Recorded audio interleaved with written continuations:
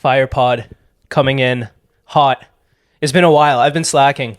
I needed you back. I needed the... It's the auto chemistry, man. It's easy. It's easy when you're in the room. Yeah. When you're wearing the leopard print and leather pants, I'm sorry. For the people on audio, you're missing out.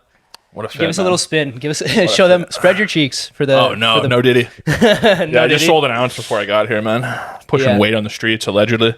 Do you want to talk about why you're dressed like a fucking MILF hunter right now? I give the spark notes on it. If people on the streets were to tell me, Jake, you look like somebody who's going to go to the Fairmont Hotel to bang a cougar, I'd go like this. You're onto something. So yes, I may or may not be doing that. The mullet will be doing most of the work. Yeah, she likes big hairy guys. So I mean, she saw me and it was pretty much over at that point. So it's gonna be wild. I'm excited though. That's why I'm dressed this way. And also, I just wanted to wear this outfit because I think it's funny to dress this way. It is hilarious. I saw you right away. You can't even. You're not wearing your shoes right now. No, I also have matching. Shoes. Matching Nikes with the same print. That's insane, man. Yeah, it's wild. Yeah. It's wild. I feel fucking so cool. You should go to a... You would get so much fucking... Dude, gay guys love me. Yeah. Gay guys go to are a gay obsessed with bar. me. Yeah, I might have to. When I need a confidence boost, I just hang around gay guys and they like hype you up. You know what I mean? They're like, oh, you're so hot. I'm like, I know. So I have a few Instagram followers, so I get a bunch of DMs, and it's mostly gay guys. Yeah. There's some ladies that sneak Indian? in there. Any Indian or no? Indian gay guys? I don't know. Or just Indians being like, hey, like just like bot Indians. Yeah, you know what I mean? a lot of like, bots. Oh, I love this content. And you're like, well, no, you don't. Yeah, they want to edit my stuff usually. Oh yeah, yeah. Actually, yeah. They offer like, I'll edit your videos for $12. But so like, I get a lot of DMs from like thirsty gay guys. It's like probably, I would say the split is like 70-30 gay guys to women. And the gay guys are the nicest, biggest compliment. They sneak in with like, they slide in with compliments. Beautiful eyes. Yeah, beautiful, like what you want to hear. You know what I mean? I feel like I'm being respected. The women though, straight bobs and vagin. I'm like a fucking Indian guy's dream. Yeah, I mean, I don't know. I always think like women liking you is cool, but gay guys liking you proves you're hot. You know what I mean? Yeah, and like a woman being like giving a compliment, you're like, I don't care. A gay guy being like, you're a stud, you're like, fucking right. I haven't got a single dick pic or anything inappropriate. They just slide in with the compliments. It's the women that send the just boobs and vagina. You're getting boobs that are unannounced boobs? Unannounced. That's pretty cool. Yeah, that's a flex. I'm not gonna, like... You're not gonna block them. Yeah, I'm not gonna block them. Are you gonna save the image and jerk off to it later? No, I'm not. No, I'm a married man, all right? I don't... Yeah. I don't say anything. I just... No, 100%. So all of those go to the requests, and you have to, like... Now, if you're listening to this and you want to send me your boobs and vagine, you know what? At Jake Brennan on Instagram. At Jake S. Brennan, send them. But this not is a tonight, delicious beverage you gave me.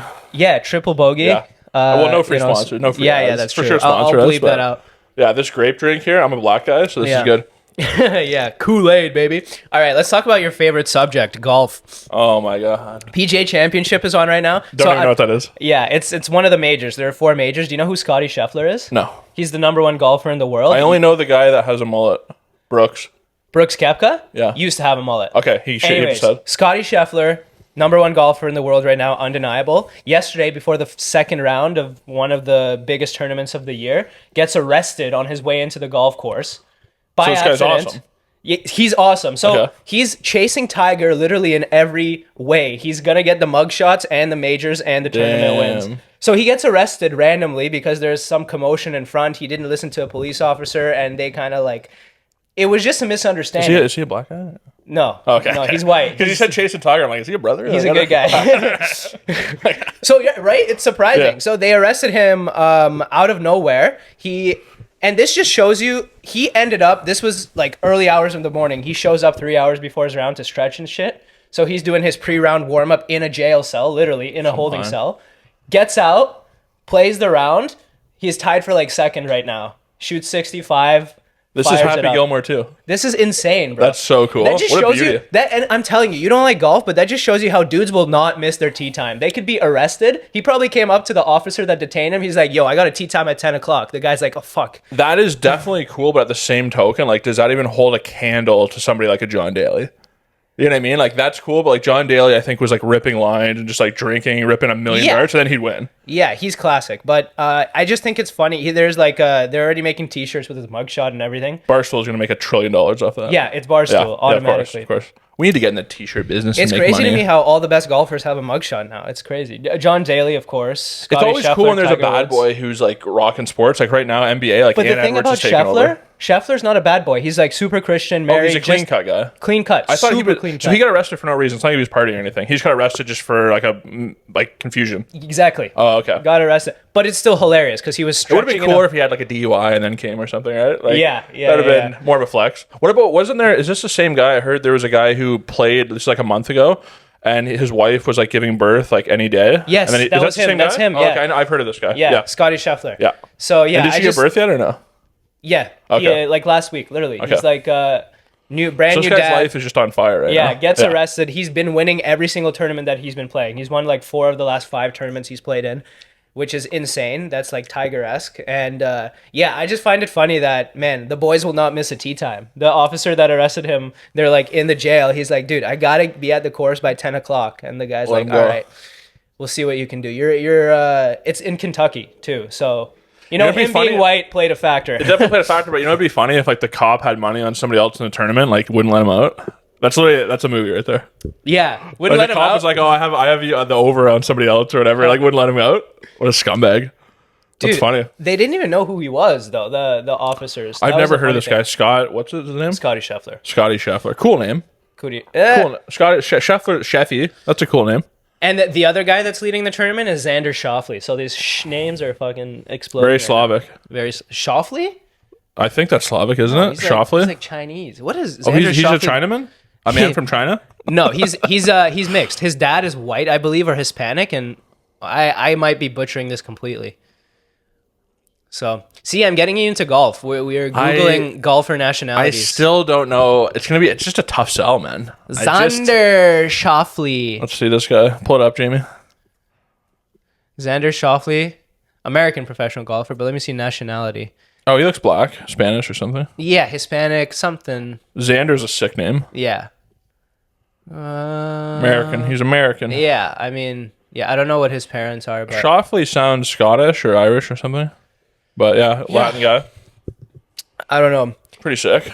Xander. Do you know that? What's that? Real Bros of I was Timmy just thinking Valley? that, yeah. Dude, how funny when he Xander. beefs the baby. That's literally one of the funniest things, man. Yeah, When he's beefing the guy's baby, he's like, you ain't shit. This guy just showed up, he's taking my spot as your best friend. Like, just the concept of beefing a baby is like so funny. Yeah. Just yelling at a baby, like, screw it.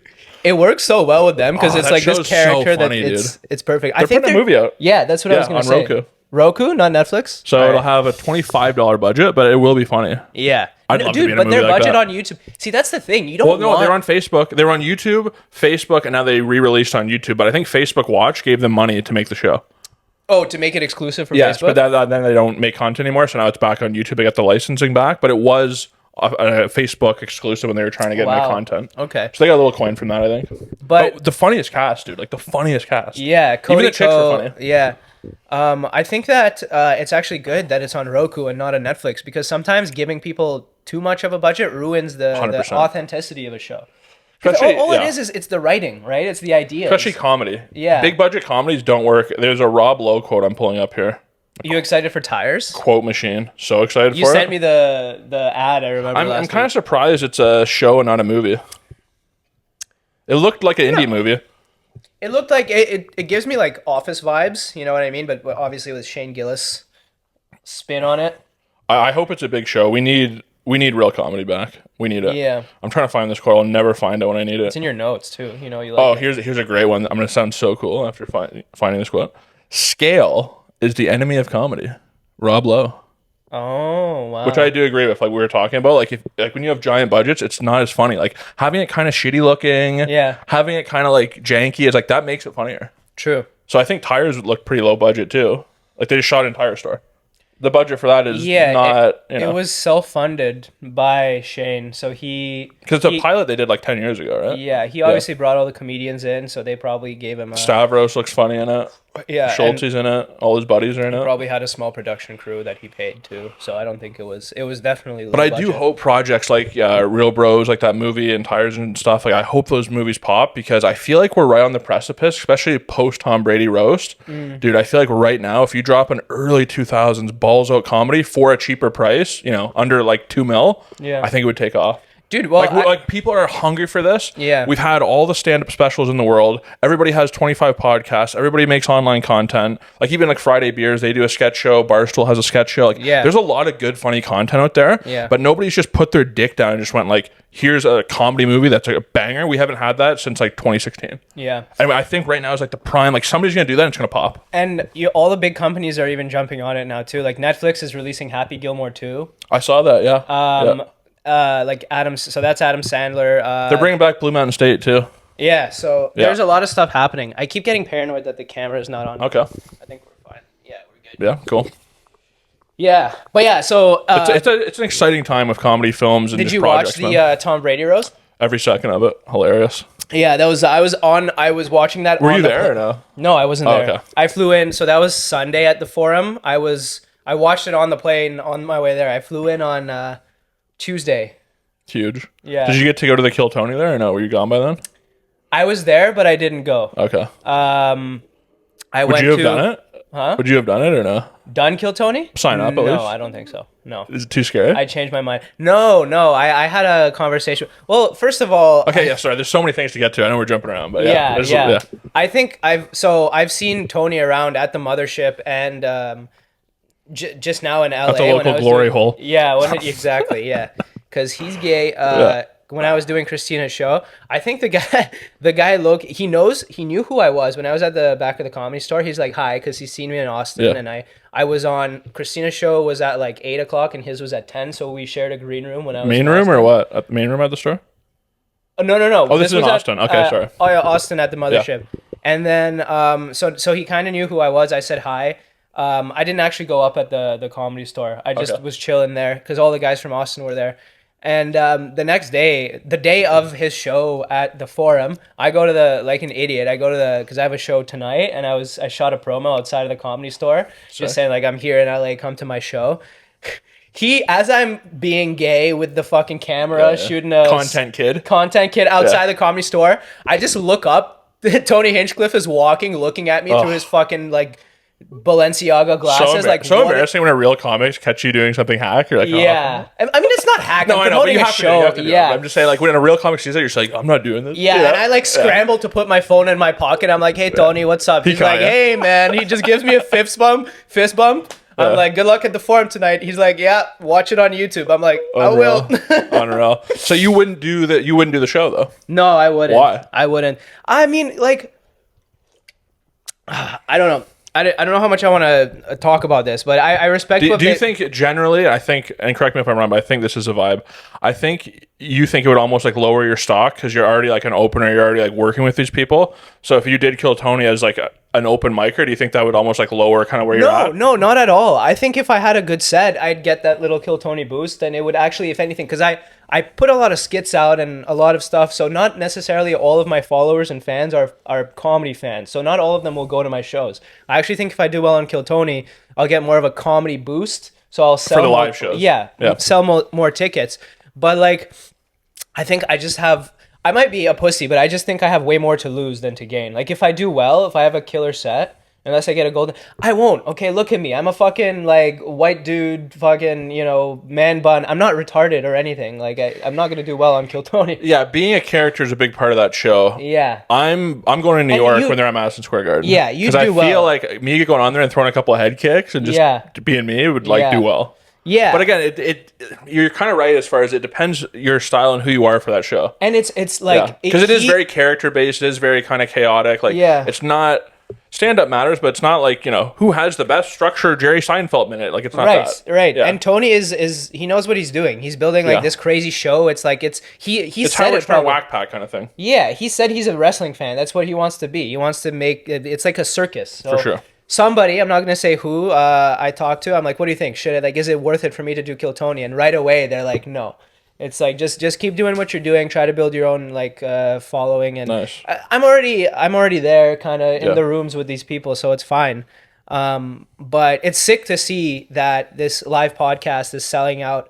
MSG, Kia Forum. What else did they do recently? They did a arena in Austin, right? Yeah, Moody Center or whatever. Yeah. So it's really cool to see, and everybody that does it is it gives the whole community hope, right? Like it's cool. When I was in Austin, I saw those like the lineups for Kill Tony, all these comedians, fucking palms, sweaty palms. Dude, I when I was in Austin, I signed up for it, man, and like I honestly think I only want to do it now just out of spite because there was 2 or 3 people that I was like signing up with, like that little guy who looks like he's 10 but he's like 30. Yeah. And then some fat Mexican lady. Yeah, him. And there's a couple others who I was signing up with, and like they were total unknowns. Like they went on, they did pretty good. I'm just like, I know I'm better than them. Like I know if I get on that show, I'm gonna rock and just be 10 times better than them. That's good. So it's almost just out of spite where I want to do it now, just to be like, yeah, I am sick. Like just to prove it. I can see you doing well on it. You should 100% do it. I'm gonna do it when I'm in when it's in New York in August. I'm gonna drive down and do it. Yeah, do that. Yeah, that'll be a huge show to get on, and even if not, just go to Austin. Yeah, I do want an excuse to go to New York, so I want to bug Mark Gagnon, get on some shows in like Brooklyn and stuff. Just do like a New York weekend. Right, yeah. I've never been in New York. You've never been? Even to visit? No. So it's just a cool excuse to like go there, do some shows, get on Kill Tony. Like that'd be a fun weekend. It's like Toronto on steroids. Which I don't like. Yeah. I'm a backyard guy. Yeah. I love like even when I was in Austin on my Airbnb, I was just like, oh yeah, this is how to do it. Yeah. Like when I was at other places, just like in some like little shelter almost, and you're just like, what am I doing here? Where in Austin, you're just like, oh, they have a dog here. There's a backyard. Yeah. There's a nice suburb here. I'm like, this is where I belong. Like this is how to do it. So and then you drive to the chaos of 6th Street, right? Yeah. You can be in the suburbs. I was in a place it was called Manor. It was like a little suburb. It's like 20 minutes away. And you drive in, all the craziness, right? And then you can leave. It's like that's the perfect way to do it. For me at least. I 100% agree. And we kind of started talking about LA, and like that was my first time being in LA. And obviously I spent a few weeks in Austin, and like when I left Austin, I was like, holy shit, like incredible vibes, moving there right away. But then LA, like the shows were awesome. I met some unreal people. And everything was great, but still when I was walking around during the day, when I wasn't in the fucking Beverly Hills, it just felt weird, man. It's not the vibe. No. Yeah. No, man. New York is very big. It's very impressive. Lots to do. I like LA is kind of the same, but it's kind of like, it's the buildings aren't there. Everything's kind of like small, like dingy buildings and like homeless people and like, it's hot. It's not as impressive as New York, but it's as like scary. I don't know how to say. I don't know. I felt like when I was in LA, like obviously the moment I landed, I went immediately to Gold's Gym, right? Because I was like, that's an iconic place. Got a lift. Oh, that's cool. Yeah. Then I went directly to the Comedy Store. That was like within the first 4 hours, I was at both those places, right? Yeah. Which are you can feel the energy, the vibe. Like these are the coolest places ever. Short of that, though, like you said, when you're walking around, like even when I got to go on at the Comedy Store in the Belly Room, which was sick, but even leaving there, dude, like I left at like 11:30, everything was closed. Yeah. I wanted to go to like Mel's Diner. I wanted to go to like Whiskey A Go Go. All these like I forget the name of the place, but all these like legendary Whiskey A Go Go is in LA. There's one there, but there's another one I'm trying to think of. It's like Tobermory or something. Is that a strip club? No, it's like burlesque, but they have like music acts and stuff there. Oh. But there's all these like legendary places on Sunset Boulevard that I wanted to go to. Oh no! You're talking about I know what you're talking about. It's on the corner. I'm pretty sure it's Whiskey. Something trombone, Troubadour. Yeah. I wanted to go there. Like I wanted to do all this stuff, and then like I left the Comedy Store, and I was just like, oh, this place is dead. Yeah. Like even the Man's Chinese Theater when I was there was getting like redone. I'm just like, other than In-N-Out, which was 35 people in line, I was like, there's nothing to do here. Yeah. And I feel like when I was in LA, I felt like I'm going to a party that's over. What do you think about In-N-Out? Like, it's fine, but Five Guys is a million times better. I don't think Five Guys. I think just fucking Wendy's is better. Wendy's is quality too, but In-N-Out it's just a big bun, man. Like you're not even getting much burger. It's fine, but like to me, it's just like felt way overrated. Dog weird. shit. They were like, what is good? The milkshakes there. You get a Neapolitan milkshake? No, I didn't try it. Very good. They had that pink lemonade, but I can't. It's too much. I'll sugar. Get a heartburn if I have that type of stuff. Yeah. It's insane. Like all, and you go to the States and you see this way more. They have these like gigantic. It's gonna be a struggle once I do move to the States to not be 400 pounds. Right. Like I'm battling being a unit right now. If I go to the States, I will become 400. Like just you go to a gas station, you just leave eating a buffet. And you're like, how did this happen? I just had 10,000 calories while filling up my car with gas and shooting a Mexican. What I do like though, what I do like about the States, and they have this mostly everywhere, and I'm very sad they don't have it in Canada, is sweet tea. I fucking love sweet tea. Not iced tea. Sweet tea is good. Sweet tea. Put a little vodka in it. Sure. You're not alcohol. You're not alcohol. I just like the sweet tea. Sorry, I'm writing down the fucking the clips so I don't forget them. But yeah, no, the States is like, I don't know, man. I've always felt like more American at heart than Canadian. Like, to me, Canadian, when I think just the word like Canadian, I just hear like soft. Yeah. I just hear soft, like pussified. When I'm in America, I'm like, I want to shoot guns. I want to drive muscle cars. I want to drink alcohol. And I want to fuck bitches. So it's like I'm meant to be in America. Like every time most of those things here. Yeah, but like not in a cool way though. Like, well, that's cool. You know what I mean? No eagles, no flames. Yeah, there's just like there's too many. It's just soft here, man. I don't know. I'm you know, it used to be its own thing. It used to be like we had our own. We have no culture anymore here. Yeah, it's gone. Yeah, it used to be like, you know, our culture is Indians. We have turban culture. Yeah. Shout out the Indians. Shout out. Welcome. Yeah. Dot or bow and arrow, either one. Shout out both. Oh my god. No, we used to have like, you know, the draw of like free healthcare. It's kind of North America mostly. It's like Americanized. Yeah, but even the free healthcare shit is a lie. You go there, it's 19 hours to get an X-ray. You're just like, I'd rather just pay. Dude, 19 hours? That means it's the same day. Quick. That's lucky. Yeah, I know. It's just you have to wait 19 months more like. It used to be good, but now it's just a joke, man. Yeah. I go to an Indian doctor around my house at a walk-in clinic. I don't even go to my actual doctor because I can't get in there. Right. So I go to a walk-in clinic, like if I have, you know, something going on with my wiener. I'm pretty sure the way that they make money now, because it's so here's the difference between a private and a public healthcare system, right? Like a public healthcare system, they don't get paid. Like there's no incentive to be good because there's no, you know, that's open everything. market. Anything government is that way. That's why everything's shit. So they get paid based off of health card scans. So the more they get paid based on volume. If you get a lot of volume, you get money. It's not. Whereas in the States, if you are the quality of service. Yeah. So that's why most of the best surgeons or doctors or whatever in their fields go to the States, because there they get rewarded for being the best. Whereas here, if you're the best, you make the same amount per customer or whatever, however they. Yeah, and then especially if you're at that level, like a doctor or something, just like the capital gains, like any like. I don't want to get into all that, but it's like, did you see that proposal they're trying to do, like 60% capital gains tax here? No. So essentially, if you sell a property, or like they own more of it than you do. Like, I don't want to go full, you know, communist, but it's like things are not great here. No. It's not looking great. But yeah. But again, like, you don't want to worry about stuff that doesn't affect you yet. But you're just like, this is, you know. I just did an interview on CBC2 in the past like couple of weeks. They were talking to me about like this TikTok ban, right? Yeah. Is that affecting us at all or no? So here's the first. Break it down, Maddie. Break it down. The first interview was a few weeks ago before the government even chimed in on it, and the bill was just passed in the States, and it's a forced sale. So essentially, if TikTok isn't sold to an American company, it will be banned in the States. Mm-hmm. And at the time, the Canadian government didn't really say anything about it, and now the head of like our spy agency or whatever, you know, is coming out and saying that we might take action as well. I think they're just going to mirror whatever happens in the States. But overall, I don't think it's going to go away. And it's funny because I did this interview and I wanted to post a link to it on my story and I couldn't because it's a Canadian news organization. And I'm like, fucking, like, I don't even know what to think at this point. Thanks a lot, dictator. Yeah. You scumbag. I have him on my water here. You scumbag. I did that. Nice.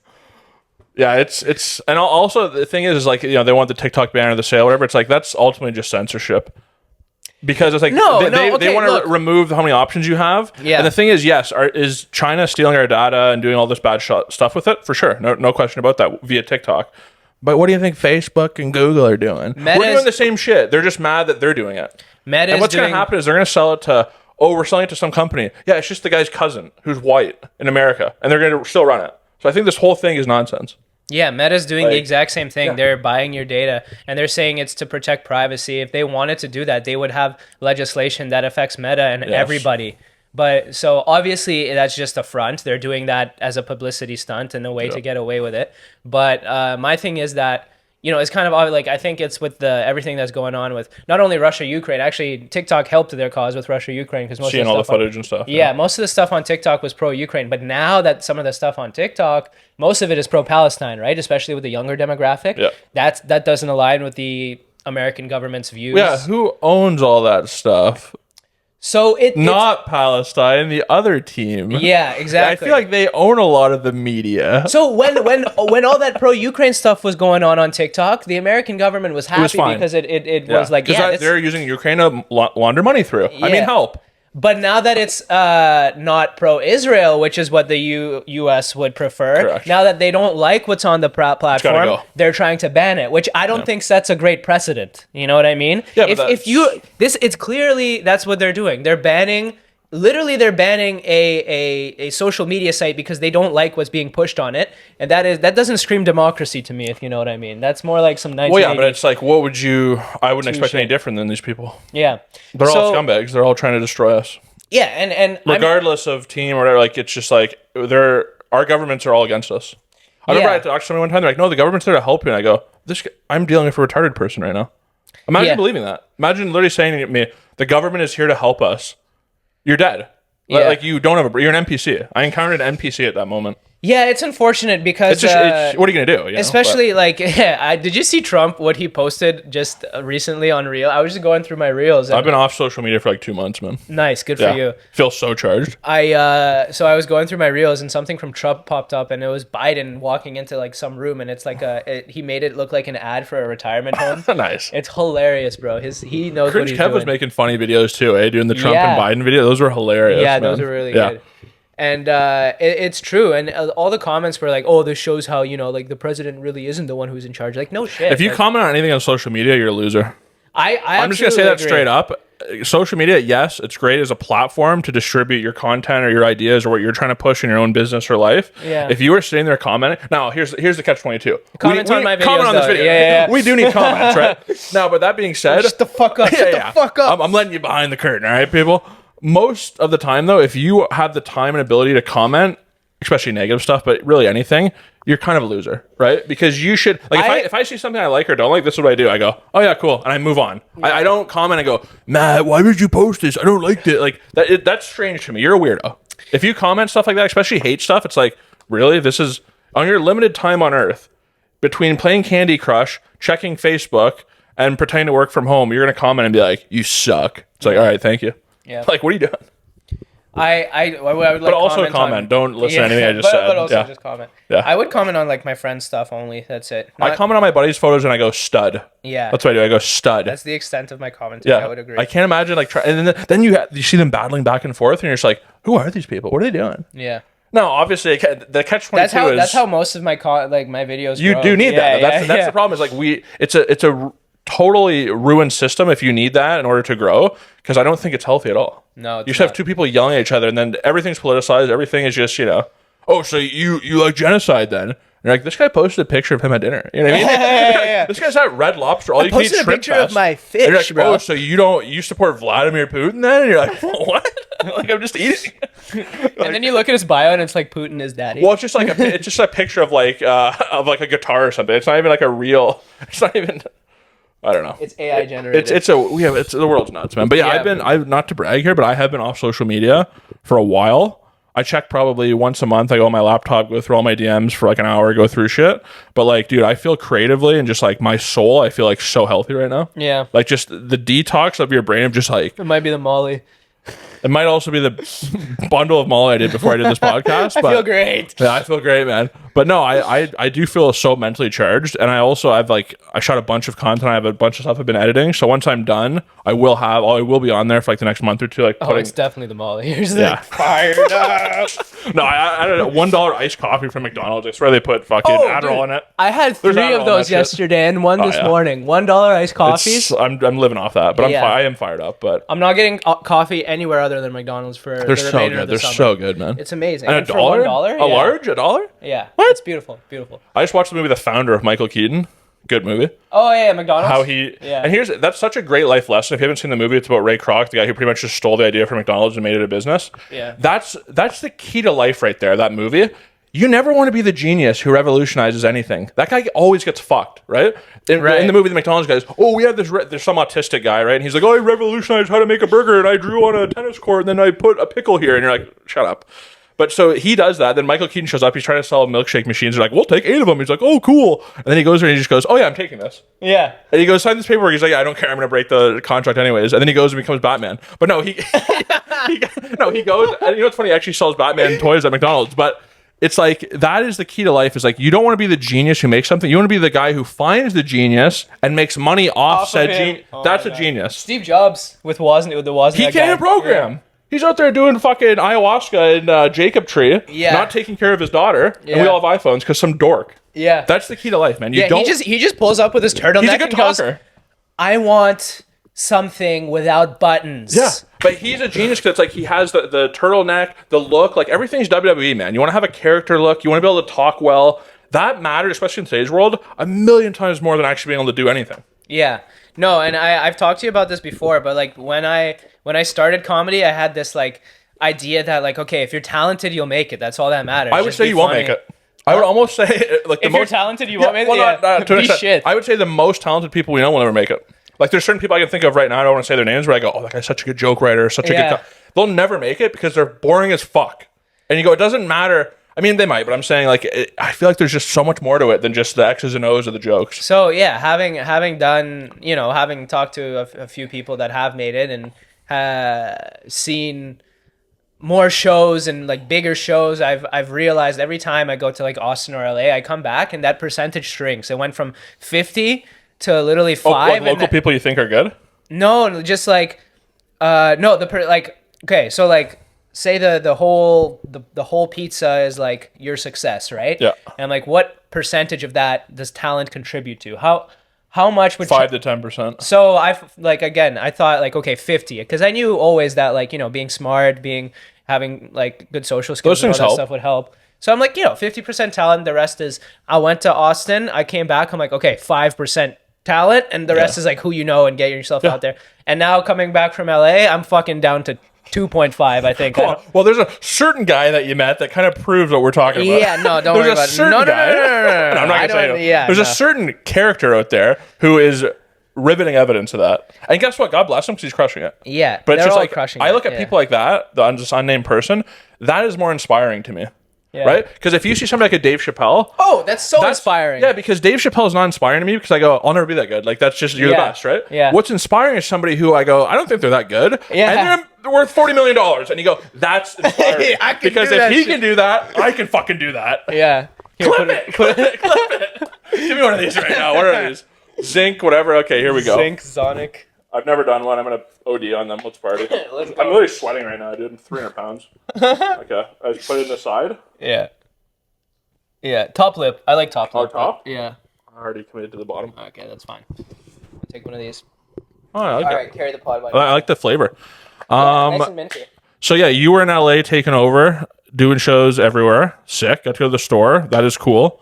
Yeah. The store is awesome, and I would say I like the store better than the mothership because the mothership is very corporate, and you feel like you're going to the DMV, and there's a million security guards. You've been to the mothership. I have. Not like you've been there. Yeah. Like I'm saying, well, not like your saying. experience. My experience was just like fan guy. Like I didn't perform there. Well, obviously, because the comedy store, though, to me is like, that's the inmates running the asylum. You pull up, you're hanging on the patio. I was talking to like Jeff Ross, David Tell was there. I was just like, what's happening? 100%. That the vibe is better there. The hang is better. Yeah. Now, Mothership, obviously, if you're in and you're doing shows there, I'm sure it's sick, but it's like, it's very more corporate. It's very exclusive. Yeah. And you know what though? Like I understand the need for security there because first of all, everyone has guns. Everybody has guns, and you got to be careful. He has like a team of security guards. You can't be that open there.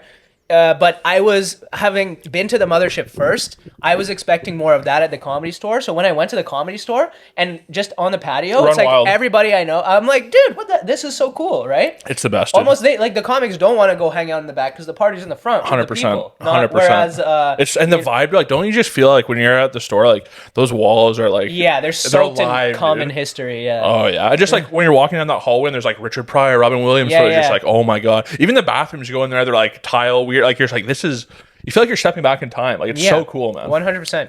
It is very cool. And obviously the mothership is just built, so like the history is now. So you're old. I mean, it's brand new. Yeah, and that's actually something I really felt there. I felt very thankful. You're contributing to the history. Yeah, I felt really cool. I'm like, whoa, like if you think about the Comedy Store, like you said, like Pryor, all the guys that were there and kind of contributed to the legacy of this legendary place. I'm like, whoa, like it's happening right now at the mothership. And I'm kind of like, I feel like I'm a part of it. At the forefront of it in a way, yeah. It's awesome, really dude. cool. And that's why we're moving there. Yes. Soon. I'm saving up. Why are you looking at the lights? I always look at the lights, dude. I never look at the camera. Oh. Trained actor. Right. Look to the side. No, speaking of acting. I did an acting class last week. I'm glad. Or this week. With who? Red? Or Raw? No, fucking... Well, whatever. We'll Okay, talk who about it cares? after. No free shout outs to sponsor us. Yeah, well, I did an acting class. It was cool. I'm doing Like an improv thing or an acting class? no. So okay, so I've had a few like acting agents reach out. Can I drink with this thing in or no? Yeah, for sure. That's the way to do it. It like soaks it up and it makes the nicotine go up a little. Okay, easier. sorry, continue. Sorry to interrupt. And you can swallow the shit too. It's I'm good. Yeah. It's like gum, dude. It'll be in your system for 75 years. No. I'll shit this out? Don't swallow the pouch. Swallow the spit. Well, yeah, obviously I'm gonna swallow this, but I thought you said swallow the thing. No, I'm like, don't swallow the fucking Okay, pouch, okay, you okay. dumbass, dude. Bert did. I think Bert swallowed one. Okay, well you're not Bert, bro. No, thank God. That guy's body is a fucking medical miracle. We probably have a similar physique, actually. I'm big right now. You're big. No, I you're know. bigger than Bert. Yeah, I Bert's know. a big guy though. He's thick. Yeah, he's on tier 2. Yeah. They all are. Yeah.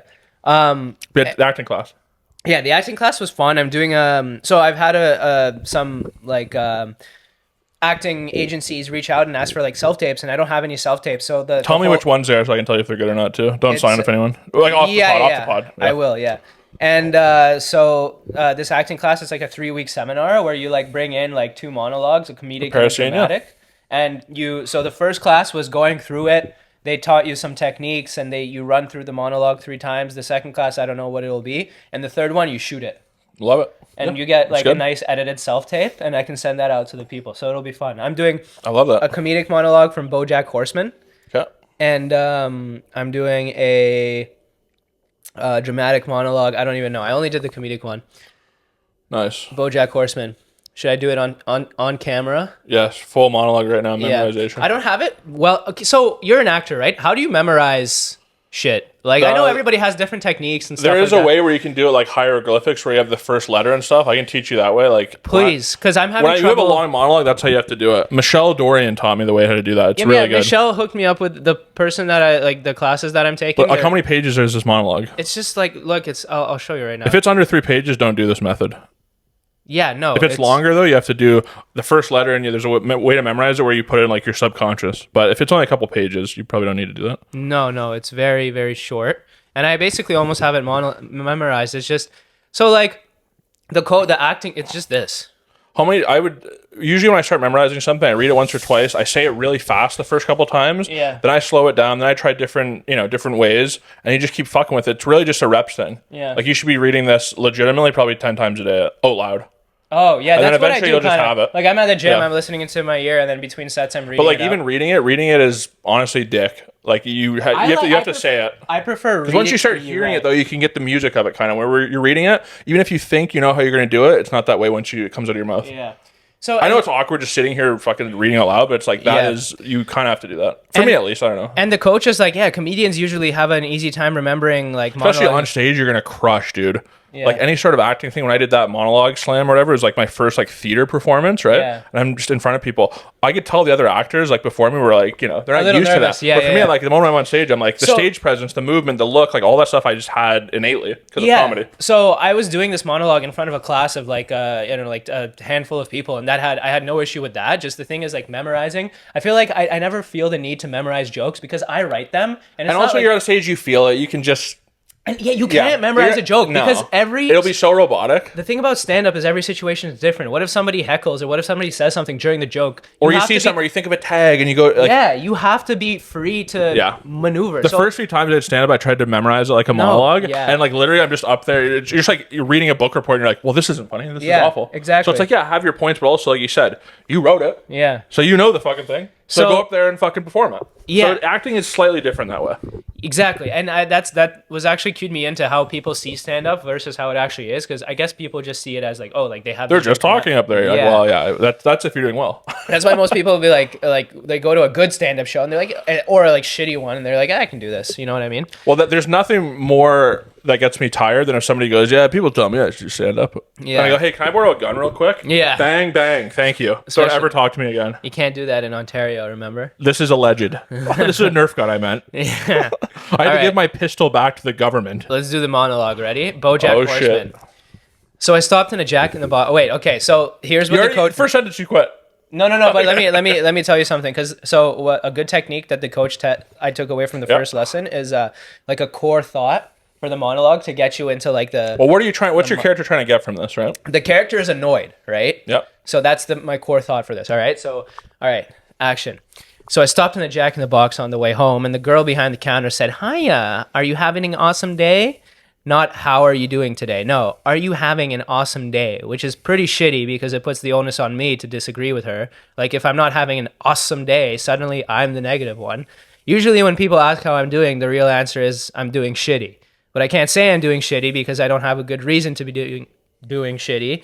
So if I say I'm doing shitty, then they say, "Why? What's wrong?" I have to be like, I don't know, all of it. So instead, when people ask how I'm doing, I usually say, I'm doing so great. But when this girl at Jack in the Box asked me if I was having an awesome day, I thought, well, today I'm actually allowed to feel shitty. Today I have a good reason. So I said to her, well, my mom died. And she immediately burst into tears. So now I have to comfort her, which is annoying. And meanwhile, there's a line of people forming behind me who are giving me this real judgy look because I made the Jack in the Box girl cry. And she's bawling and she's saying, I'm so sorry. I'm so sorry. And I'm like, it's fine. It's fine. I mean, it's not fine, but it's fine. And I would like to order a double Jack meal and I've kind of got somewhere to be. So maybe less with the crying and more with the frying, huh? And the girl apologizes again. And she offers me a free churro with my meal. And as I'm leaving, I think to myself, I just got a free churro because my mom died. No one ever tells you when your mom dies, you get a free churro, Nice. There we go. I'm just having trouble. Like, I don't think I'll be able to. I think you're, and this is natural, I think you're kind of overthinking it. This is like, just imagine that, like, you're just telling the story. Yeah. That's how, all the performance shit it's good to know before, but it's almost like this. When you're preparing for an exam in school, right? You go over all your notes, you have everything. Every time before I did an exam, I'd rip up my notes, throw it in the garbage. Yeah. So when I walked in there, I was just like, I know it. Even if I didn't. I'm like gaslighting myself and be like, oh, I know it now, I threw it out. So yeah, once you have it, just go through that experience and just do that. Like, don't try to think of all this acting shit. That'll ruin it.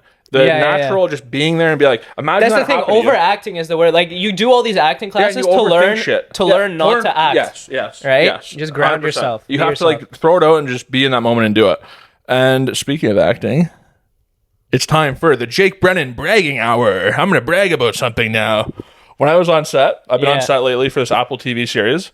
Yeah, that was sick in Montreal. Yeah, I still got to go back one or two more times. Mont Tremblant or whatever we're shooting there. Oh, really? Yeah. The place is awesome. Yeah, we were shooting at Mel's Studios before, which is like they've shot a ton of movies there. Ryan Reynolds was there. I was trying to find him, but couldn't find the guy, Weasel. But we're doing Van Wilder too, not a big deal. Anyways, we're on set and it's a TV show, right? Dude, there was 5 cameras we're shooting with. Yeah. So there was a take where I literally, like, I'm doing my thing, I'm doing my scene, blah, blah, blah, and I turn directly in the camera. I just turned directly in the camera. Yeah. And I'm like, I finished it. I was like, guys, we're gonna need another one. Like, that's I ruined that one, right? But it's a lot of fun, man. And I was doing scenes with the great Jason Clarke, Australian actor. He has the scar. He was in Oppenheimer. He played Jerry West in Winning Time. Cool. Planet of the Apes, Terminator. The guy's done a million things. Really great character actor. And it was funny. I'm standing there. We're team 1, so it's me, the other actor, and the director, right? We're kind of getting ready to prepare. They have nobody in here yet, right? Jason comes around here. He's Australian, so he's just fuck, cunt, this and that. Yeah. Doesn't know his lines at all, right? And I'm just kind of like watching this guy. I'm like, oh, this is like interesting to watch, like a real actor, And fuck, I need the size. Fuck. And he's like, he's moving around. I'm just like, is this guy like know what he's doing? I'm not kind of confused, right? And then like a moment just clicked. And he was just like the best actor I've ever seen. Like, it was so funny. He was just like trying. It was almost like he was trying like what not to do. Yeah. And then he just tried a bunch of stuff that didn't work. And he just like he almost like did it in his head like a math problem. And he just like had it. And you're like, oh my god, it was so cool. And like having a scene with an actor of that caliber, you're like, this is awesome. It felt so. And then at that point, the director's like, hey, cool.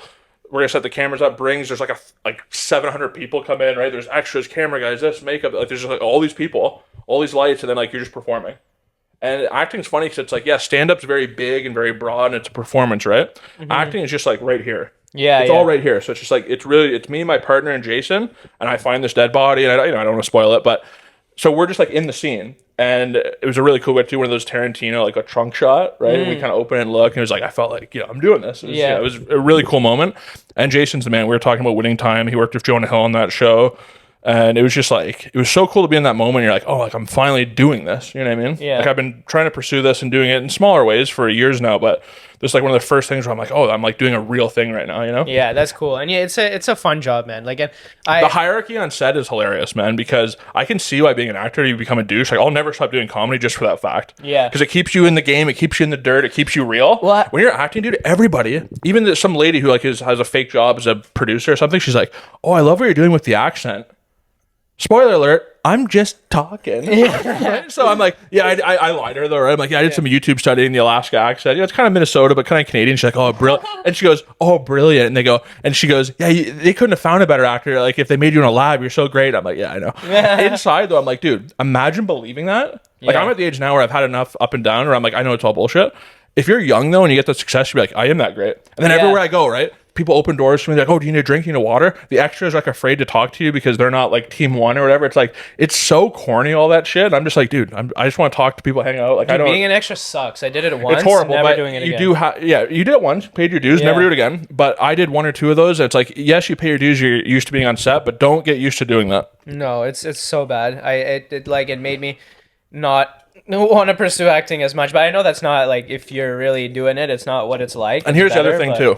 That was it's a drama type thing, right? Yeah. There is nothing, and you'll learn this the more like acting and stuff you do. As cool as it is, and yeah, the money's good and the opportunity and all this stuff, super thankful. There's nothing better than just making shit with your buddies. Yeah. Like, even just making a sketch or doing a party, like, this is the funnest, coolest shit. Just fucking around with your buddies. And if you can get to the level like we talked about earlier, where you're doing a Simi Valley, where like the real bros, you're doing a tires just with the boys. Yeah. That is as good as life gets. And that's why Adam Sandler has won at life. Yeah. Like, he is the pinnacle of just like, Netflix gives me $1 trillion. I make varying degrees of movies with my buddies, and we just like always goes to like Hawaii. The Bahamas or whatever, somewhere with a nice golf course, and that just guy chills. won at life. He did. That's how to do it. Nah, he's cool. And I totally get what you're saying. And like, even having done like these, like having had these opportunities just in comedy and like in Austin and LA, and you're in these rooms, like, dude, in LA, I was in the green room after a show, and like some lawyer like just cornered me in like a 20-minute conversation explaining to me like that he like brokered like the biggest reality TV show deal in history and whatever. And I'm like, why are you explaining this to me? And I'm like, okay, like, I'm here with all these other comedians and people. I guess everyone needs to, it's just the pecking order. It's high school, dude. Yeah. Everyone's trying to brag and be cooler than the next guy. Yeah, he felt the need to like justify why I'm like, dude, I don't care. I either like you or I don't care. Yeah. But I think that changes because we're new and because we're Canadian. We have this thing where it's like, oh, I just want to be friends with everybody and be cool. It's like, I think when you're in the real game, people are just douches and just be like, shut up. Yeah. Like, who knows? And I think it's like that in every business, truly. But I feel like in entertainment, and you know, that's why I'm way more drawn to stand up, because there's like, and you have to be real to some degree in stand up, or at least when you're everybody who has like made it in comedy, it has to come from a genuine place. If you built a fan base and you're not like a fucking industry plug. Well, and that's what I like about comedy too, is it feels like something that you can work at every day and build, right? Yeah. You can make content, you can do pods, you can do shows, you can create stuff, right? Yeah. Acting, as fun as it is, short of making your own movies, which is a whole other, can of worms and getting, funding and all this stuff, you're really just kind of waiting for the call, right? You send a tape in, you're like, oh, I hope they like me. That to me is not enough, because I would, you send these auditions and maybe you get booked 2 or 3 times a year. Okay, great, but like the rest of the time you're doing nothing. Yeah. When I first started my career, I was trying to do that, and I was just like losing my mind, because I'm like, I need to be actively working at something. Yeah. And stand up or making content, that's all on you. You're the CEO, you're the president, you're the creative director. Like, you can put as much or little effort as you want, and that is very inspiring, because like you said, you can build your own fan base, build your audience, build your talent, where acting is not really that way. Yeah, no, for sure. And it's again, I don't know anything about it. It's just kind of like entertainment, stand-up adjacent. So I'm like, okay, it's probably an opportunity to make money, but like, I'm mostly interested in doing comedic stuff, because like, I'm like, okay, I have the timing down at least, so I can learn how to memorize lines or whatever. And like, just doing all of these skits, it's not real acting. It's like it's skit acting, and it's a little different. Yeah. Yeah. It's like doing a promo. It's like a WWE promo kind of. Yeah, you have to exaggerate it. You have to overact. You have to. Yeah. For it to be funny. And that's also a thing you realize. But even doing those skits, you learn a lot about how you present on. I always, when I'm shooting skits, I shoot like the same line like fucking like 10 times, and the first one's always the best. I never shoot more than 3. Yeah. Because it's always 1 or 2, you get it. Yeah. I've never had a take where you're like, oh, take 12, nailed it. That's never happened. Yeah. It's always, you get it initially, or you get a sneaky one, you're like, oh, that was cool. And I don't know about you, but I always learn the most, performance or anything wise, editing. If you edit your own content, you watch it, you learn, oh, I made, I say all right after every sentence, or I say, you know what I mean? Or I look this way, or I look this, like, you learn so much. It's like watching game tape. So if you edit your own content, you learn, oh, I really liked when I did this, or I didn't like this, and that's how you get better. Yeah. I can't watch my own stand-up sets. I have to get better at Stand-up's way harder because I want to kill myself watching it. Yeah, it sucks. But I'm talking like sketch type stuff you have to watch. But watching stand-up, like I think Rogan was talking about this, he's like, when I listen back to my own sets and then I write based on that, he's like, I almost feel like I did 3 sets that night. Right, yeah. Like just the work, like the improvement level. It's harder work for me mentally to sit down and watch my sets than to go and do it, obviously. 100%. Like, doing it is fun, and you're in the moment with the audience. You can't, like, it's almost, that's the thing about stand-up, and kind of why I like it so much, is that, like, all the, whatever anxieties or problems you have in life, when you're on stage, you have to lock in and be present. Yeah, so it's like the most present you'll ever be in a completely, I was going to say in a weird way, but it's completely understandable, because if you're thinking about anything other than what you're saying or the joke you're saying or being locked in with the audience, you can't do it. You know? No, you have to be fully locked in. Yeah. So it's kind of freeing in that way. Where even in acting, it's not necessarily like that, because I feel like you're trying to play a character, and again, like what we just said, like acting is like you learn acting just to learn not to act, right? But still, you're kind of thinking of the lines, and you're trying to portray. I think acting though, you get paid. Like I'm kind of learning this. I think you get paid for all the stuff that isn't acting. Right? Like, even just in my example, I'm flying back to Montreal, like, every other week. Like, I'm traveling, I'm doing all this stuff. Like, staying in some hotel, like, that's what I'm getting paid for. Yeah. When I'm actually on set for an hour, I know I'm on set for, like, 8 or 9 hours, but I'm saying actually working, you're not getting paid for that, because that's a joke. And you're there's a lot of sitting around, all the nonsense right? Before. All it is sitting around. It's traveling, then you're in the makeup chair, you're in here, you're here, you're sitting here, you're, okay, wait. Every time they move the cameras an hour, it's like you're just hanging out. Yeah. So that's why it's like you want to do it with your boys, because it's like it's the hang. The actual performance of it is very quick and very brief usually. Yeah. You know? Yeah. I actually learned being an extra and just hanging out on set. I actually was surprised at how many takes they took for every, like, it was like a fucking 12-hour day to do like three scenes that were like maximum, like, I don't know, 10, 20 seconds. I think movies and commercials have a little more money, so they can do a million takes. Doing a TV thing like this, it's like there's a reason they shoot with 5 cameras, because they're like, we gotta go. Yeah, we like, gotta get it. We gotta bang this out, and like we're doing night shoots as well, so it's like they're doing split, like half day, half night. So when we started shooting at like midnight. That's crazy. And you're just like, I'm like 4 espressos deep. You're like, okay, and like we just banged it out. 5 cameras, you get so much more coverage, so much, like, it's just faster. Yeah, you said you looked at one camera. They'll probably just use another. Well, I felt the take before that was the right take. Now we'll see how they edit it, but it's like, yeah, it's doing it that way is so much easier. Yeah, and that's what you think. It's the director has a completely. It could be a total. Once you're in the actual edit bay looking at it, you're like, oh no, that's that take. It's this one, and you put it together. So I'm excited to see how it turns out. But yeah, for sure. You watched? I forgot about UFC recently. After 300, it's almost like I don't care. Like that was such a big event. It was so great. Where it's like. Did you see, I'm almost burnt out now. See Dana put out the diss track against Brendan Schaub? I didn't see that yet. You didn't see that? I didn't see it yet. So after UFC 300, because it was such a banger, I saw the video where he called out. Are you talking about that? Where he called out Brendan Schaub for saying that is going to be a shitty fight. Yeah, I saw that. I thought you meant he actually put out like a rap. No. But I'm saying like that was his diss track. I'm like, that's why he's like. Dana's the man, dude. That's how he's built this business so well, because he does shit like that. He fucking called out Brendan Schaub for like it was great. Shitting on the event and a bunch of other There's people. a huge fight tonight and nobody cares about it. Boxing. Oh yeah, Usyk. There's the undisputed heavyweight championship of boxing, and I haven't heard one person talk about it or one YouTube video on it. It's sad, because I don't follow boxing that much, and I know who both these people are, and I know what's on the line, and I'm like, I have a show tonight. Boxing doesn't exist short of just like sheiks putting on events in their backyard. Yeah, I'm more interested in watching the PGA Championship right now. What's going on? Oh my god! Did PGA end up buying Liv, or what happened with that? No, remember Liv was a thing. They're merging now, and it's a whole disaster. And now because aren't people saying Liv is bad because they have like slave labor? No, because it's a Saudi company, right? And somehow that's bad. Yeah, because they're like tying them to all of these like, you know, terrorist organizations and all of that. But then you look at like the PGA getting sponsorship money from these like gas and oil companies, and it's like it's so hypocritical. Yeah. And now the precedent has been set for like Saudi money to come in and start their own sports leagues, and like PGA is huge. If you can do it with PGA, like now did you hear all the rumors about like a new hockey league coming out? A Saudi hockey league. A Saudi, I guess, funded. A Hindu hockey league. Not even Hindu hockey. Hindu hockey. What a sketch. Have you seen because we have a very diverse community in Canada. There's like not Hindu, but like, Canada got rid of the Indians to bring in more Indians. Yeah. Think about it. Think about it. Yeah. It's been done. It's happened. It's happened. We're the minority. Yeah. But they're like announcers that are announcing in like India Punjab? or whatever. Yeah, in Punjabi. How funny is it? It's very fun to watch. It's Yeah, honestly hilarious. entertaining. Are they fired up? Yeah, too? because they just like beat speaking Punjabi, Yeah. and then they would say like Mitch Marner, Austin Matthews randomly Yeah. mix it in there, and it's pretty Hilarious. funny.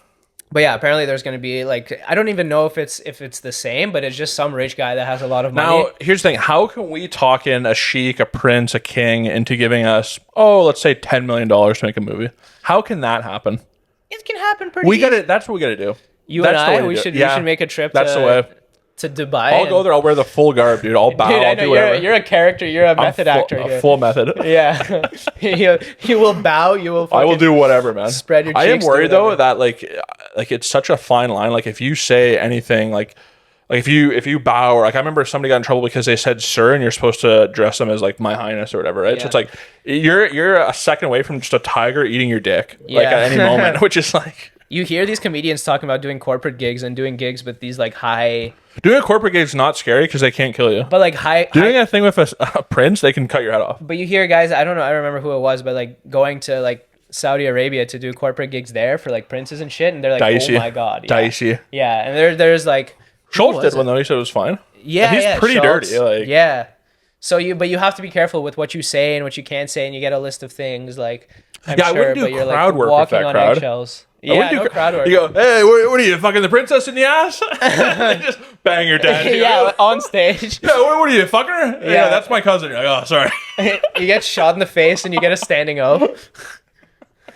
I'm done with this. I'm done. Yeah, I don't know. Here, Okay. I'll give you a tissue. Give me a tissue for my issue. I am fired up off this, though. I sucked it down to the bottom. I'm juiced up right now. I'm super fired up, yeah. I'm buzzed on iced coffee and Zin, man. Thank you. That is good. That might become a problem in life. That could become Next an time I issue. see you, have fucking, you look like a chipmunk with Just like 100 in my mouth. 20 zins in both cheeks. I didn't start drinking coffee until recently. Really? I was always afraid it would stunt my growth. Oh. Well, I mean, it obviously I didn't. avoided it, Yeah. But I was literally, I remember as a kid being scared of that because No, somebody you're told me good. that. And now I'm like, I feel like I'm fully grown. Yeah. Yeah. Now? I grew an inch like in like college, yeah. Like I was Yeah. always 6'5", and then I grew an inch to 6'6". I grew in university as well, but I you know, recently I did one of those body scans, right? yeah, body composition. Rough. Those are a rough moment. I'm with this little hottie, right? And she's like, I could tell she's kind of into me. She's like talking about this, talking about that. I was like, oh my god, I'm gonna What's wheel your her. body fat percentage? Million. I broke the machine. But literally, so I go there and I get fully scanned. Like you have to. I'm in my underwear, right? But I get fully scanned. Like I'm looking at the scan of me. I'm like, everything looks so big. And then I look at my horn. I just have no dick. I literally, I was just like, this is like my nub just disappeared. And like then she's coming in and breaking it down. I'm like, I know this girl's looking at my dick or lack of dick. And I'm just like, I'm terrified. I'm like, oh my god, don't look at my wiener. I'm like trying to cover it up, you know.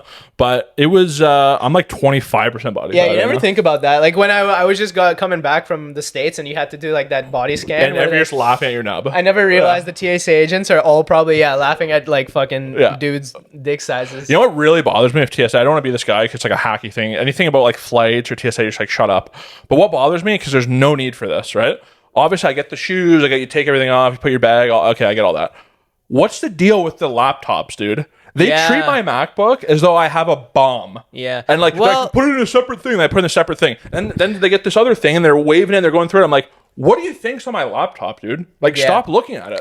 Like, unless I'm smuggling drugs on it, like, you're not I going to think open my that- laptop and look at it. So that what might are you be doing? exactly what they're looking at. Like under the base or because something? of the materials that are used in the laptop. It probably fucks with I But never even my looked laptop into is it, so but- skinny. How much drugs am I moving?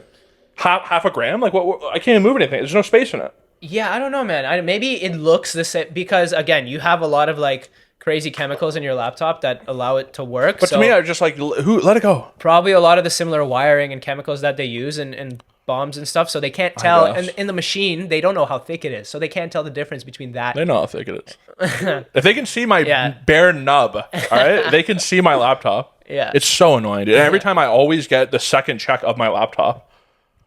Like I almost want to put a sticker that's just like I love TSA on it, just to see if they're like, oh, this guy's cool. You know what I mean? Like, Yeah. how can they not? How can I just move past that? Yeah, it's crazy how much like in the U.S. too, how much more serious they are. Like they make you take off your shoes and all that shit. They're like fucking get on your knees and beg me to get in. One guy Yeah. One guy blew something up, and they're like, everybody's got a shoe bomber now. You're like, dude. One guy. Now, see, the shoe I actually get because I'm size 15, bragging, Yeah. I could put something in my shoe. There's a lot of room in there. Yeah, The your laptop, fucking leave me alone immediately. heels. And it's crazy how like there's a lot of security to get onto the plane, but then once you're on the plane, there's not a lot of You can security. do anything. Yeah. There's Scary. there's a somebody in story the thing. recently I know, I that saw somebody that. made like a shank and like stabbed somebody on the plane. He made like a thing. Now, out of see, I pens and understand stuff. that if they make you wait once you're on the plane. My last flight, we were on the plane, on the tarmac, and they made us wait 2 hours. And you go, at that point, somebody deserves to get shanked, right? Yeah. Like, if you're gonna, It'll be me. and look, this was the thing, right? You're gonna Like, take the peanuts and throw them down the guy no, I allergic have guys. some old lady behind me, like breathing heavy, and I just wanted to like elbow her and like just take her out of the fucking whole game. But the guy's like, we're on the plane, right? He's like, yeah, there's some issue with a door. Somebody has to check it. So this is what after 2 hours, right? He's like, yeah, we checked it. It is broken, but we just shut it. Yeah. And you go, excuse me? You couldn't just do that? 2 hours. We're in the lobby hanging out, eating $25 peanuts, and you have to do it once I'm already on the plane. And then the solution, it's not like you fixed the door. The Yeah. solution was 4 different people in hard hats looked at it and went, oh, it's broke. And then you guys just went, fucking shut it. Do it. Yeah, it was What probably- are we waiting 2 hours to do this for? It was probably a Boeing. I would never go on a boat. I'd never go on one. I'd never go on one. Yeah. Never. Yeah, it's actually crazy what's going on. I with legit that. wouldn't go on one. Like, I'd be like, oh, no, I'd eat it. Nope.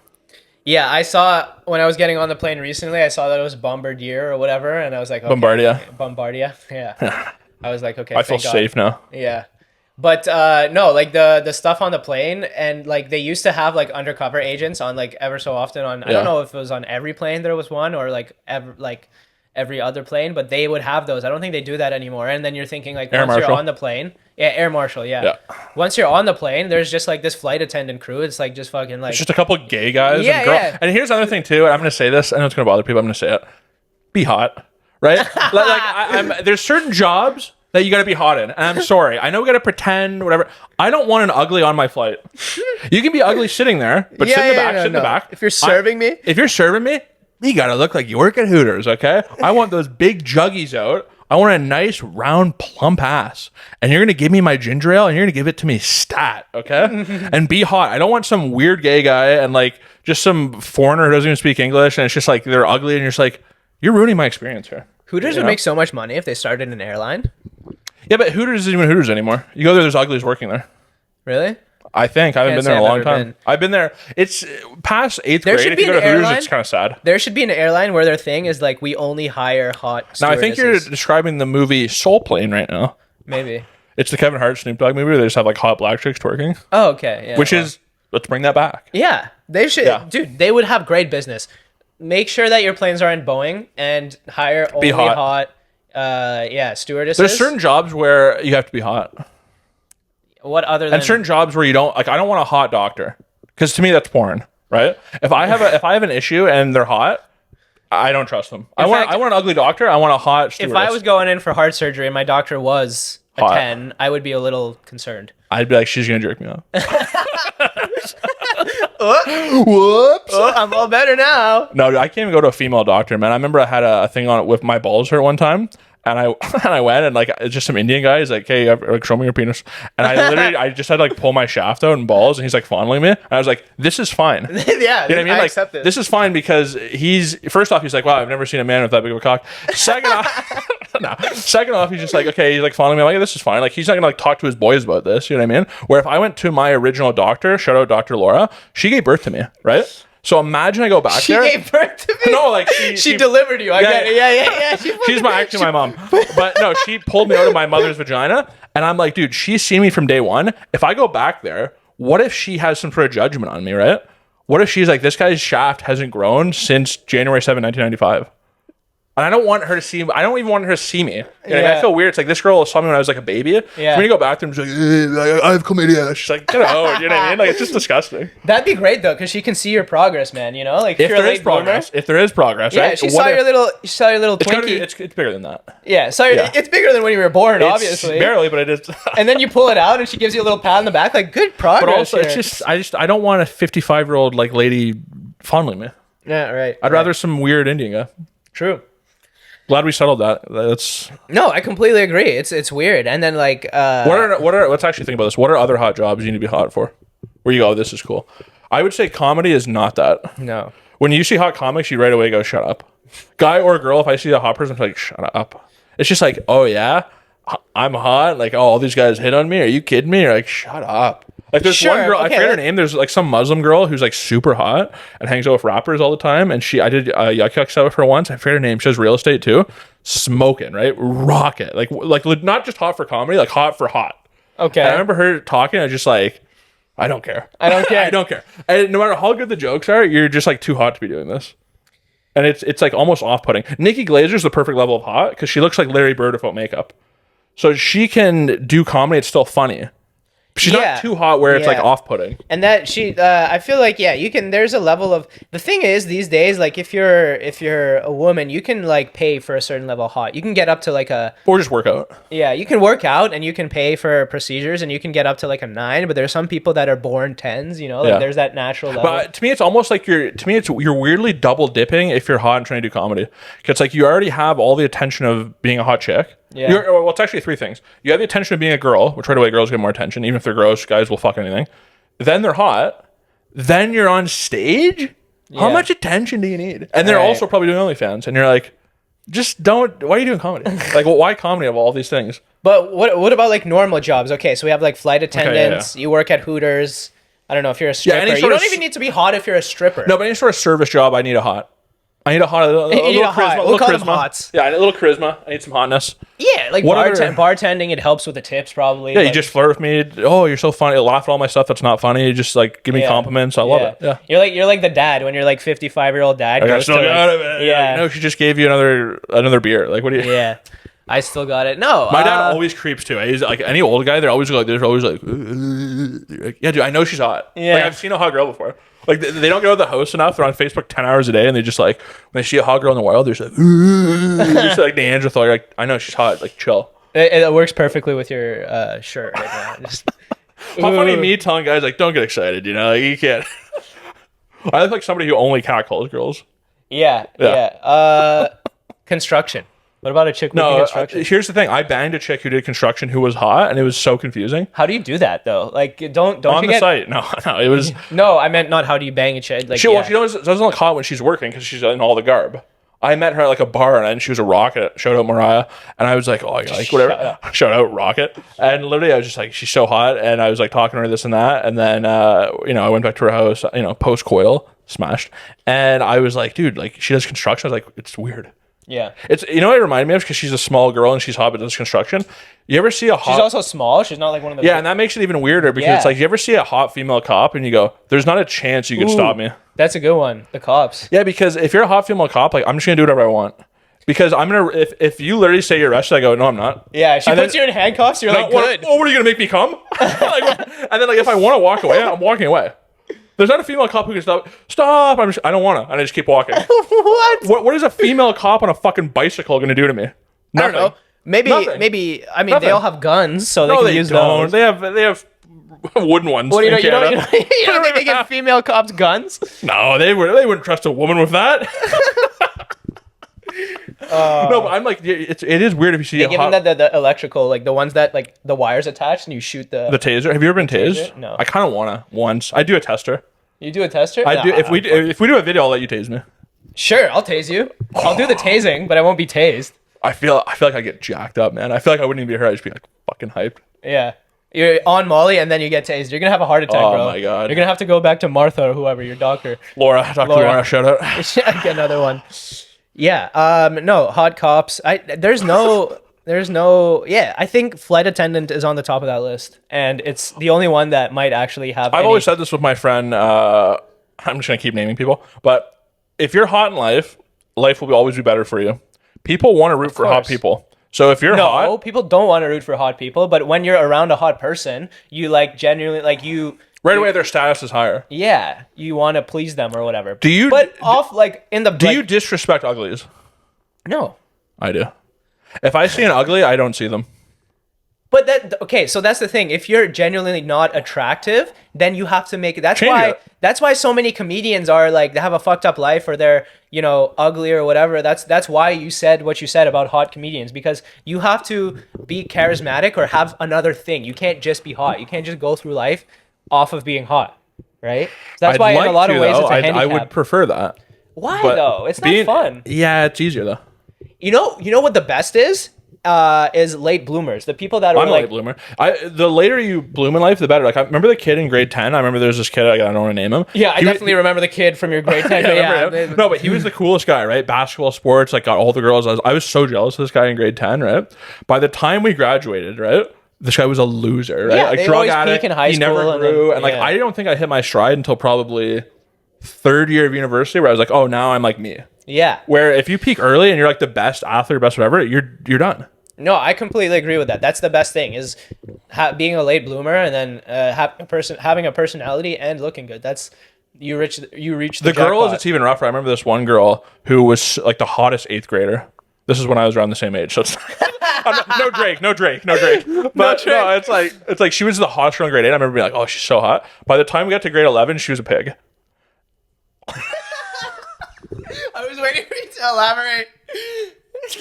Insert oink oink when I say that in that pause. Just put oink oink in that awkward pause when we look at each other and don't know what to say. And now she runs marathons. Oh my god, which is sad. I think this is why I stopped getting fucking. I have like these like brand deals I do to fucking put the food on the table to provide for the family. Yeah. And like recently, I've been trying to actually fucking be funny and make it in comedy. And I've been getting I have people that do it for me. And I have an agency, no big deal. But they're like, yeah, these people, like, for no, like, I'll read you an email recently of a. Yeah, but here's the thing: if they don't want to work with you, fuck them. Exactly. There's enough people that are cool that would want to work with you. And that's what I'm thinking, right? Like Shane Gillis, all these guys, they have plenty of sponsors. They don't give a shit. You're telling me Tim Dillon can get I mean, what are we talking about here? All that stuff's over, man. If they don't work with you, you're losers. Like, oh, Matt, I sponsor you if you're boring and not interesting. Well, then I don't want to work with you. Now, if that is worth $1 million, is you might have to sell out. Yeah, I'm trying to find this annoying email. Oh yeah, here we go. Hi Matt, I hope this email finds you well. I wanted to touch base with you regarding the recent client feedback on the campaign. Unfortunately, your profile wasn't selected this time around. While we can't share specific details, these decisions are based on various internal factors and preferences. Please know that this outcome doesn't reflect your talent or value. Shut up, bro. Karen. It's definitely the fucking Putin gay thing I posted yesterday. But anyway, are we doing comedy or are we sucking dick? Yeah. Literally respond that to her. Are we doing comedy or sucking dick? Just respond to an email. No, but see, that to me, it's like, and it makes me feel so much better that they said I'm still talented. Okay, that's what I want. Well, they lied to you, but I'm kidding. But no, it's I guess it's a dicey thing. But yeah, you can't. I think the moment you start thinking that way, you're dead. Yeah. If you're it's like you gotta just be funny. Yeah. However the chips fall, they fall. Yeah, exactly. And like you said, all the people that are like superstars right now are infinitely dirtier, less PC. Like they're all scumbags, and that's why they're funny. For sure. And if you start thinking that way, like, oh, I need to get brand deals, and you're done. Yeah. Well, you're an influencer. You're not a comedian. You're an influencer. Yeah, you're not gonna. It's tough, but you got to pay the bill somehow. So I'm actively fighting that. I'm like, no. Do what you want. Do what you think. Because long term, you're going to end up working with people and being seen by people that are actually you want to be with, not people who are like, hey, sell out and I'll give you $1,000. And you're like, shut up. Like, I'd rather just post this stupid. Yeah. I agree, man. Good pod. I think we're wrapped. Yeah. How long do we go? 1 hour and 13. Ooh, nice. Solid. My pod senses were tingling. I'm like, we must have done over an hour. Yeah, there we go. It was good. Plug whatever you want to plug. The people know who you are by this point. Yeah, Jake S. Brennan on Instagram. Some little bastard who used to be a kid actor has my name, so if we can get rid of him or get the name, shout out, let me know. But Jake S. Brennan on Instagram. I have a bunch of sketches coming that I've been editing. I have a very funny Man on the Street video too. I think I sent you it. Yeah, I'm excited to see that. So I have a bunch of content coming. The TV show should be end of the year or next year. I can't even say what the name of it is.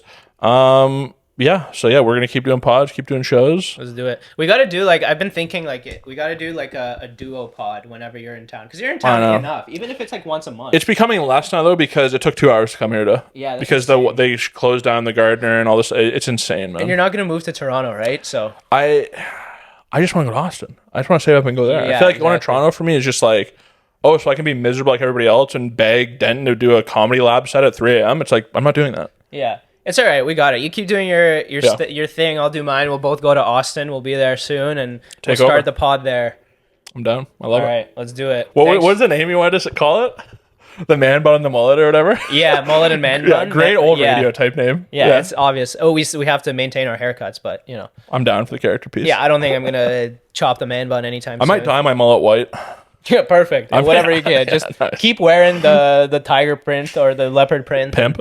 Yeah, stay funny, pimpin'. I love when Key says a little inside baseball. Key says pimpin'. Have you heard him say? He is the funniest guy in the world. He is the funniest guy.